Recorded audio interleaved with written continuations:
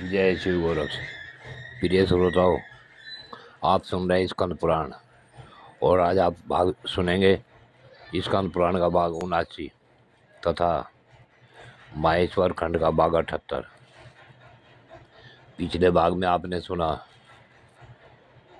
कि नंदिकेश्वर ने मार्कंडे जी को भगवान शिव के अलग अलग स्थानों की तीर्थों की महिमा का बखान किया। तब नंदिकेश्वर से मार्कंडे जी बोले कि प्रभु, मुझे तो ऐसी जगह का ज्ञान दीजिए जहाँ दर्शन करने मात्र से या स्मरण करने मात्र से ही ज्ञानी और अज्ञानी समझ चराचर जीवों की मुक्ति हो सकती है। तब अब इससे आगे की कथा इस भाग 79 में सुने। तब नंदिकेश्वर ने कहा कि हे मार्कंडे, मैं तुम्हें महादेव जी के गुप्त क्षेत्र का उपदेश करूँगा। तुम एकाग्रचित होकर सुनो।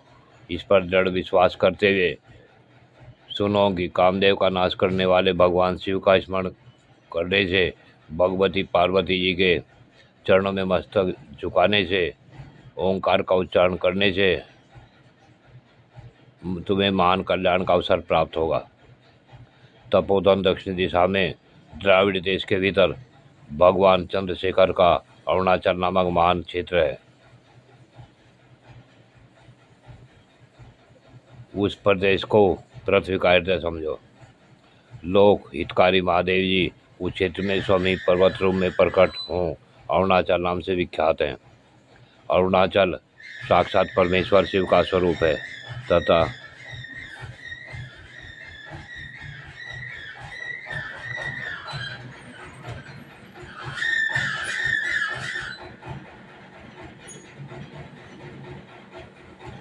इस अरुणाचल क्षेत्र में योगी राज गौतम जी ने सैकड़ों वर्षों तक तीव्र तपस्या करके भगवान सदाशिव का साक्षात्कार किया है।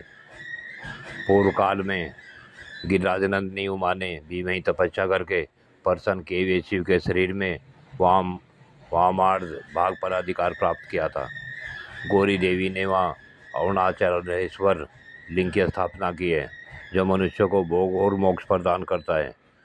पार्वती की आज्ञा से वहाँ साक्षात महिषासुरमर्दिनी दुर्गा देवी निवास करती है। वहाँ श्री दुर्गा जी के द्वारा पूजित पापनाशन नामक लिंग भी सुशोभित है, जो एक बार प्रणाम करने मात्र से मनुष्य के समस्त पाप हर लेता है। भगवान शिव के ज्ञान से बढ़कर दूसरा कोई ज्ञान नहीं है। रुद्र से बढ़कर कोई दूसरी श्रुति नहीं है। भगवान विष्णु से बढ़कर दूसरा कोई श्रेष्ठ शिव भक्त नहीं है। विभूति से बढ़कर रक्षा का कोई साधन नहीं है। भक्ति से उत्तम कोई सदाचार नहीं है। दीक्षा देने वाले से बढ़कर दूसरा कोई गुरु नहीं है। रुद्राक्ष से बढ़कर कोई आभूषण नहीं है।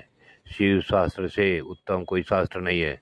बिल्वपत्र से उत्तम पत्र, धतूरे से उत्तम फूल, वैराग से बढ़कर सुख और मुक्ति से बढ़कर कोई श्रेष्ठ पद नहीं है। शिलाद पुत्र नंदिकेश्वर के ऐसा कहने पर मार्कंडे का चित्त बहुत प्रसन्न हुआ और वे आश्चर्यचकित हो उठे। उन्होंने पुनः बार बार प्रणाम करके नंदिकेश्वर जी से निवेदन किया कि प्रभु, मनुष्य का कौन कौन सा कर्म कैसे कैसे होता है और किस प्रकार यह नरक की प्राप्ति कराने वाला सुना जाता है। उन कर्मों का प्रतिकार यानी प्रायश्चित कैसे होता है, ये सब आप मुझे बतलाइए। तब नंदिकेश्वर जी बोले कि मुने, इस संसार में सात्विक पुरुष पुण्यशील होने के कारण कल्याण को प्राप्त होता है। कर्म 3 प्रकार के हैं, सात्विक, राजस और तामस।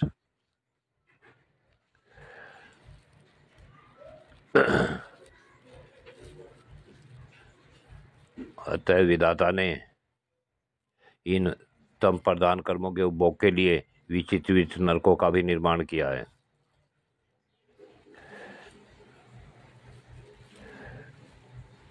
ब्रह्म हत्या के पाप से मनुष्य मृत्यु के पश्चात गधा, कुत्ता अथवा सुअर होकर फिर चांडाल होता है। शराब पीने से चिरकाल तक नरक में पड़े रहने के पश्चात कृमि, कीट और पतंग योनि को प्राप्त होता है। ब्राह्मण के धन का अपहरण करने से मनुष्य ब्रह्म राक्षस होता है। जिस वस्तु की वह चोरी करता है, दूसरे जन्म में वह वस्तु से नहीं प्राप्त होती। गुरु पत्नी गमन करने वाला पुरुष चिरकाल तक 80 पत्र वन में यातना भोगकर अंत में नपुंसक होता है। पर स्त्रीगामी मनुष्य यमदूतों द्वारा लोहे के तपाए हुए डंडों से पीटा जाता है और कालसूत्र नामक नरक में निवास करता है। आग लगाने वाला घोर नरक में वास करता है। जहर देने वाला सुघोर नरक में, चुगलखोर महाघोर नरक में और धर्म की निंदा करने वाला अवीची नरक में पड़ता है। मित्रद्रोही कराल नामक नरक में, हिंसक भीम नरक में, छिपकर पाप करने वाला संघार नरक में, असत्यवादी भयानक नरक में तथा प्राय खेत और धन आदि का अपहरण करने वाला मनुष्य असी घोर नरक में निवास करता है। परद्रोह प्राण पुरुष ब्रज में, मांस भक्षण करने वाला द्विज तरल में, माता पिता से द्रोह करने वाला तीक्ष्ण और जप की निंदा करने वाला तापन नामक नरक में पड़ता है। घोड़े की हत्या करने वाला निरुच्छ्वास में, गो हत्यारा दारुण में, भ्रूण हत्यारा चंड में और स्त्री की हत्या करने वाला कूलक नरक में वास करता है। देश संपत्ति का अपहरण करने वाला दहन में और पराया धन हरण करने वाला घोर नरक में पड़ता है। यमराज के दूत सभी पापियों को नरक में गिराते हैं, उन्हें रस्सियों से बांधते हैं, डंडों से पीटते हैं और कीलों से छेदते हैं।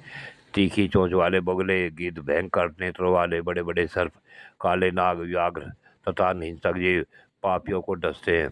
शास्त्रों के से काट कर टुकड़े टुकड़े कर देते हैं, शस्त्रों से काटकर टुकड़े टुकड़े कर देते हैं। देह को आग में डालकर जलाते हैं, कोड़ों से पीटते हैं, खोलते हैं, तेल के कड़ाव में पकाते हैं तथा महीन सुइयों से छेद छेद कर पीड़ा पहुंचाते हैं। यमदूत पापियों से ऐसे बड़े बड़े भार ढुलवाते हैं जिनको ढोना बहुत ही कठिन है। भगवान विष्णु से बैर करने वाला मनुष्य गिरगिट और शिवद्रोही पुरुष कर्कट होता है। इस प्रकार पापों का फल जानकर उसकी शांति के लिए प्रायश्चित करना चाहिए। आस्तिक पुरुषों को इस अरुण क्षेत्र में ही पापों का भली भांति प्रायश्चित करना उचित है। प्रिय श्रोताओं, आज की कथा यहीं पूर्ण होती है।